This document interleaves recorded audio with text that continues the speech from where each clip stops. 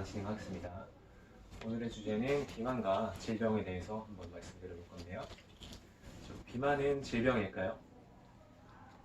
비만이라는 거는 다들 아시다시피 체중이 평균 이상으로 많이 나가서 체지방량이 필요 이상 많은 그런 상태를 말하는데요. 비만을 질병으로 보느냐 아니면 그냥 살이 찐 거다라고 보느냐, 이건 이제 시각의 차이가 있겠지만 과거보다 최근으로 올수록 점점 이제 비만을 질병으로 보는 시각이 많아지고 있고요. 왜냐면 비만이 각종 여러 가지 질병들을 유발하기 때문인데요. 오늘 이제 비만과 비만이 유발할 수 있는 그런 질병들에 대해서 한번 자세히 말씀드려보겠습니다. 그래서 비만은 이렇게 진단을 하는데요. 일단 체질량 지수를 가지고 보통 진단을 많이 하게 되는데요. 체질량 지수는 이제 키랑 체중을 가지고 얼마나 살이 많이 쪘는지를 나타내는 그런 지표인데, 이걸 가지고 이제 25 이상으로 나타났을 때 비만이라고 진단을 하게 되고요. 25 이상에서 29까지를 이제 경도 비만, 그 다음에 30 이상을 중등도 비만, 35 이상을 고도 비만, 이런 식으로 분류를 하게 되는데요.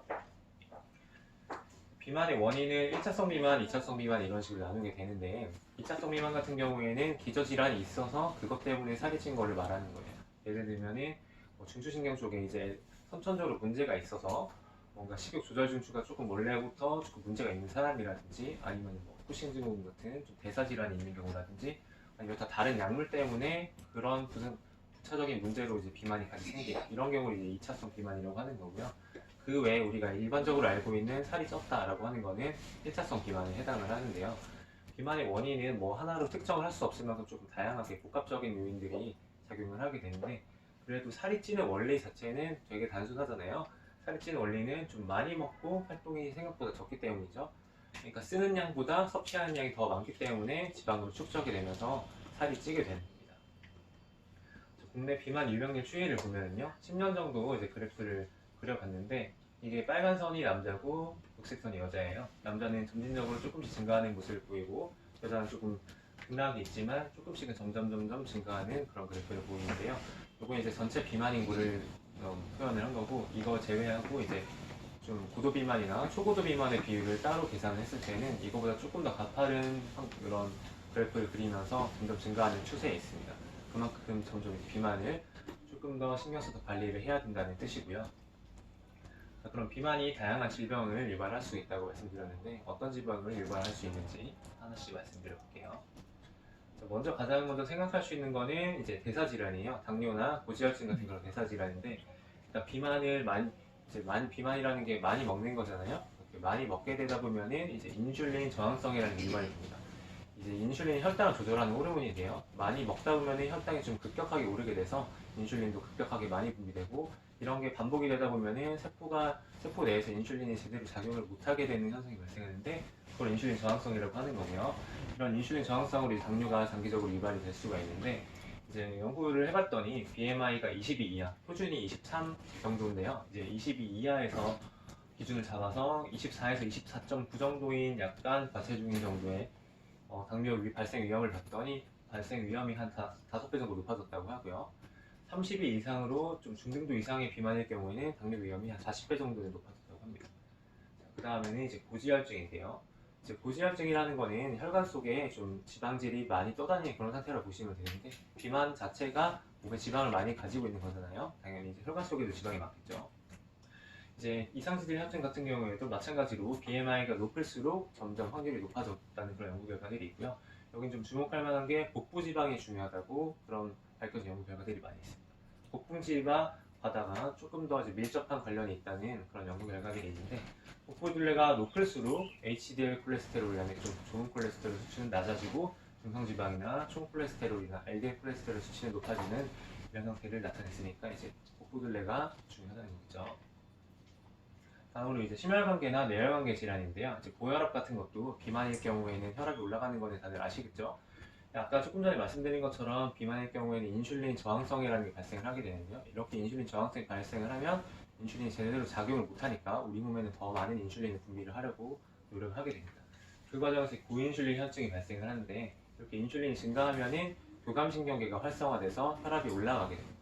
그래서 단기적으로 이제 혈압이 점점 상승을 하게 되는 거고요.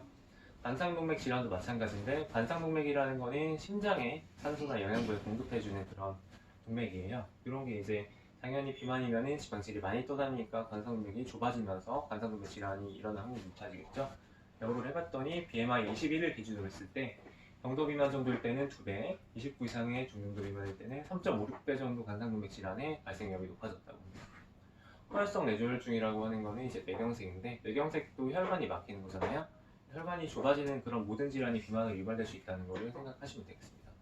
그리고 또 체지방 25에서 30 정도의 비만이 있을 때는 이런 포괄성 뇌졸중의 발생 위험도가 18% 정도 높아졌다는 연구 결과가 있습니다.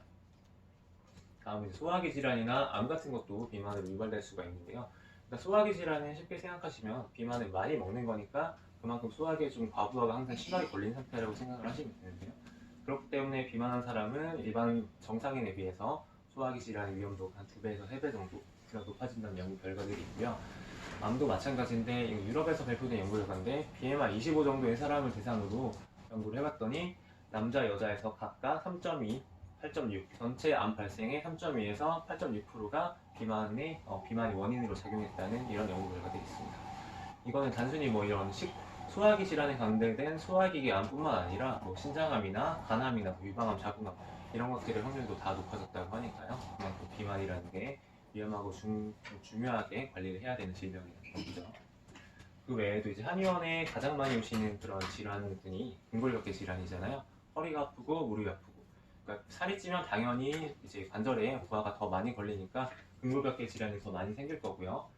수면 중에 무호흡이 발생한 이런 수면 무호흡증 같은 호흡기계 질환이나 여성 같은 경우에는 뭐 월경이 문제가 생긴다든지 남성은 뭐 발기부전 같은 이런 성기능 문제 같은 것도 비만으로 유발될 수가 있고요.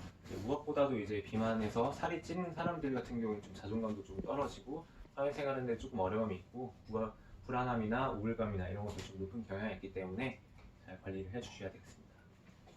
비만으로 일어날 수 있는 질병들을 말씀드렸는데요. 비만의 치료는 그러면 어떻게 하면 될까요? 단순하죠. 또 살을 빼서 정상 체중으로 만들면 되는데 이것 자체도 원리는 간단합니다. 이제 먹는 양보다 쓰는 양이 더 많게 하면 되는 거예요. 먹는 양을 줄이거나 쓰는 양을 많이 늘리거나 이런 방식으로 살 빼면 되는데 오랫동안 갖춰진 이런 습관이 있기 때문에 이렇게 빼는 것 자체가 조금 쉽지가 않습니다. 그래서 이제 살을 빼고 싶다고 하면 어디 가서 상담하시면 잘 치료를 해드릴까요? 어깨동무 한의원을 오시면 자세하고 건강한 방식으로 잘 비만을 치료해드리겠습니다. 오후 진료도 잘 받으시기 바라고요. 이런 경우가 여러분의 건강에 작은 도움이 됐으면 좋겠습니다. 감사합니다.